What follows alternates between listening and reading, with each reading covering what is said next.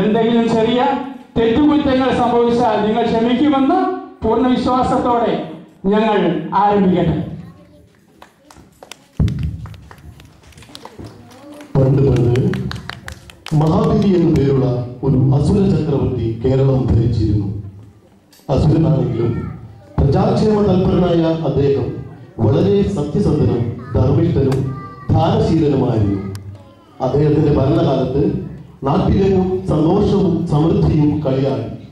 ജനങ്ങളെല്ലാം ഒത്തൊരുമയോടുകൂടി ജീവിച്ചിരുന്നു. അവിടെ കള്ളവും ചതിയും പൊടിമത്തനങ്ങളും ഇല്ലായിരുന്നു. അവർ അദ്ദേഹത്തെ ദൈവത്തെ പോലെ ആരാധിച്ചു.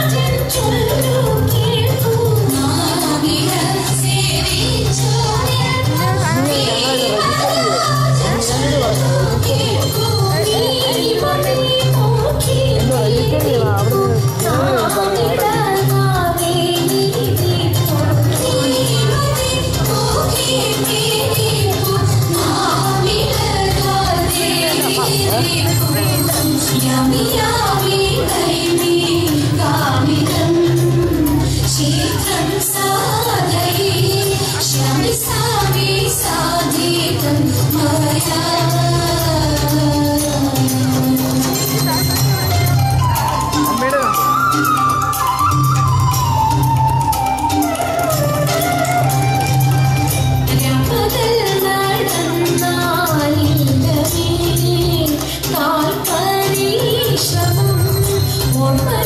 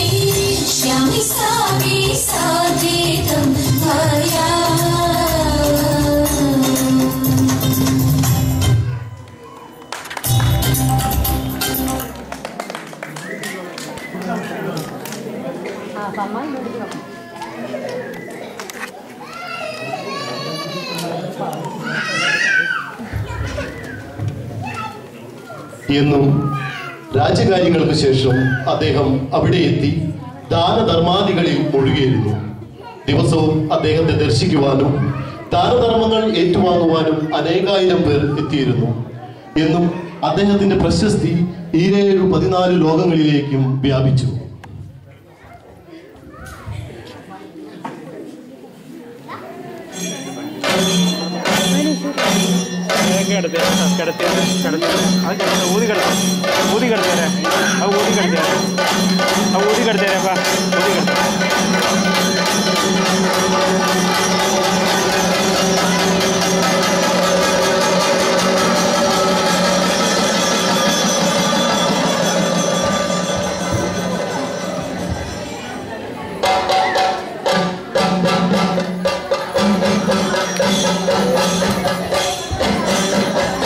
അസുരന്മാരുടെ ആജന്മ ശത്രുക്കളായ ദേവന്മാരുടെ ചെവി ഈ വാർത്തയെത്തി.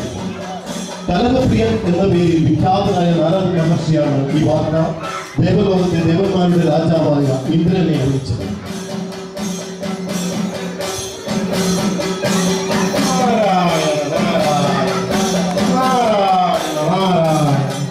അതെയോ ദേവരാജൻ, അങ്ങ് അറിയുന്നില്ലേ ഭൂമിയിലെ വിശേഷങ്ങൾ? മഹാബലി എന്ന ഒരു മധുര ചക്രവർത്തിയാണ് അവിടെ ഭരണം നടത്തുന്നത്. അദ്ദേഹം ഭരണവൈഭവത്താലും സത്യസന്ധതയാലും ധർമാദികളാൽ ലോകങ്ങളിലും പ്രശസ്തനായി തീർന്നിരിക്കുന്നു. ദേവന്മാരെ പൂജിച്ചിരുന്ന ഭൂവാസികൾ ഇപ്പോൾ ഒരു അസുരനെയാണ് പൂജിക്കുന്നത്. ദേവരാജനായ അങ്ങ് ഇതൊന്നും അറിഞ്ഞിരുന്നുണ്ടോ? ഉടനെ എന്തെങ്കിലും ചെയ്തില്ലെങ്കിൽ ദേവരാജ, അങ്ങയുടെ ഗതി നാരായണ നാരായണ. അപ്പോൾ ദേവന്മാരുടെ രാജാവായ ഇന്ദ്രൻ നാരദനോട് തന്നെ ഒരു പോംവഴിയാണ്. നാരായണ നാരായണ, ഇതിനൊരു പോംവഴി കണ്ടെത്തുവാൻ നമ്മെ കൊണ്ട് സാധിക്കില്ല. സ്ഥിതിപാലകനായ സാക്ഷാൽ വൈകുണ്ഠാപതിക്ക് മാത്രമേ നിങ്ങളെ സഹായിക്കുവാൻ സാധിക്കൂ. അതുകൊണ്ട് എല്ലാവരും കൂടി അദ്ദേഹത്തെ കണ്ട് സങ്കടം ഉണർത്തിക്കുക. അതിനൊരു പോംവഴി കാണാതിരിക്കും. നാരായണ നാരായണ നാരായണ നാരായണ നാരായണ നാരായണ.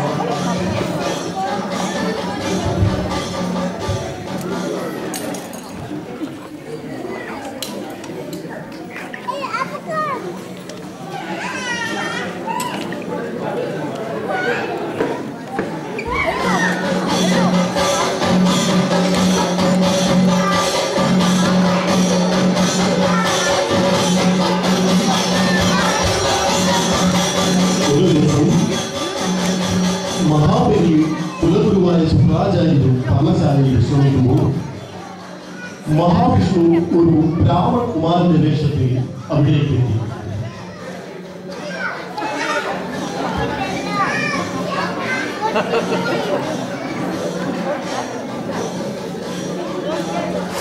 മഹാബലി കാര്യം തെളിയിക്കുമ്പോൾ ഞാൻ ഒരു ബ്രാഹ്മണ കുമാരനാണെന്നും പേര് വാമനാണെന്ന് പറഞ്ഞ ആ തേജസ്വിയായ ബാൽ തനിക്ക് തപസ് ചെയ്യുവാൻ 3 അടി മണ്ണ് വേണം എന്ന് ആവശ്യപ്പെടുകയും അത് താൻ തന്നെ അളന്നെടുത്തുകൊള്ളാമെന്ന് പറയും. ആവശ്യമുള്ള ഭൂമി അളന്നെടുത്തുകൊള്ളുവാൻ മഹാബലി വാമനന് വാക്കുകൊടുത്തു. ഈ സമയം വാമനന്റെ ആഗമനോദ്ദേശം മനസ്സിലാക്കിയ ശുക്രാചാര്യർ ഭൂമിദാനത്തിൽ നിന്നും മഹാബലിയെ വിലക്കി. ഇത് ചതിയാണെന്നും വന്നിരിക്കുന്നത് മഹാവിഷ്ണുവാണെന്നും ദേവന്മാരെ സഹായിക്കാനായി അദ്ദേഹം വാമനന്റെ രൂപം സ്വീകരിച്ചിരിക്കുന്നതുമാണെന്ന് അറിയിച്ചു. പക്ഷേ താൻ കൊടുത്ത വാക്ക് പാലിക്കുക തന്നെ ചെയ്യും എന്ന് മഹാബലി ഉറപ്പിച്ചു പറഞ്ഞു. അതിൽ കോപിഷ്ഠനായ ശുക്രാചാര്യർ മഹാബലിയെ ശപിച്ചു. തന്റെ കുലഗുരുവായ ശുക്രാചാര്യരുടെ ശാപം മഹാബലിയെ വേദനിപ്പിച്ചുവെങ്കിലും മഹാബലി തന്റെ വാക്കിൽ ഉറച്ചു നിന്നു. അദ്ദേഹം വാമനനോട് താൻ വാഗ്ദാനം ചെയ്ത ഭൂമി അളന്നെടുത്തുകൊള്ളുവാൻ ആവശ്യപ്പെട്ടു. അനുവാദം കിട്ടിയ വാമനൻ വളരുവാൻ തുടങ്ങി. വളർന്നു ഭീമാകാരം കൊണ്ട വാമനൻ 1ഉം 2ഉം പാദങ്ങൾ കൊണ്ട് ത്രിലോകങ്ങൾ ആണെടുത്തു. 3ാമത്തെ പാദം വയ്ക്കുവാൻ സ്ഥലം അന്വേഷിച്ചപ്പോൾ പാദം തന്റെ ശിരസിൽ വെച്ചുകൊള്ളുവാൻ മഹാബലി പറഞ്ഞു. അങ്ങനെ മഹാബലിയുടെ ആവശ്യപ്രകാരം വർഷത്തിലൊരിക്കൽ പ്രജകളെ സന്ദർശിക്കുവാൻ അവരുടെ ക്ഷേമാന്വേഷണങ്ങൾ നടത്തുവാനും മഹാവിഷ്ണു മഹാബലിയെ അനുവദിച്ചു. 3ാമത്തെ പാദം വയ്ക്കും മഹാബലി വാമനന്റെ മുമ്പിൽ ശിരസ് നമിച്ചിരുന്നു. അങ്ങനെ വാമനൻ മഹാബലിയെ പാതാളത്തിലേക്ക് ചവിട്ടി താഴ്ത്തി.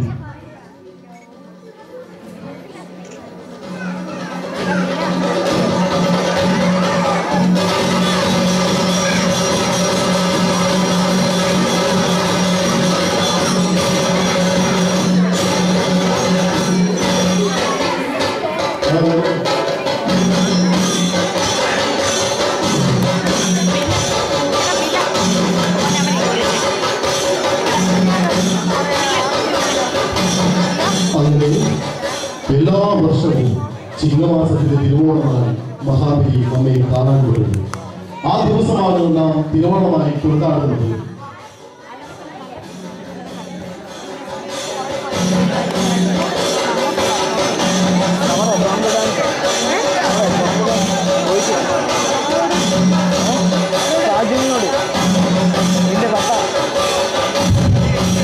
ഇവിടെ പൂർണ്ണമായിരിക്കുകയാണ്.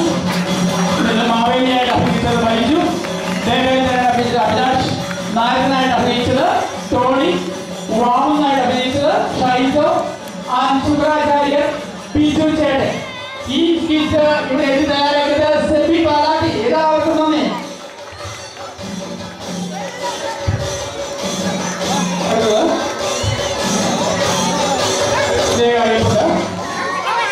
Toyota 02G 7062, Nissan Micra 01D 71 602. ഈ 2 കാറുകളും അവിടെ നിന്ന് മാറ്റണമെന്ന് സെക്യൂരിറ്റിയുടെ അറിയിപ്പുണ്ട്. ഔട്ട്സൈഡിൽ അവിടെ പാർട്ടി യോഗമാണ്.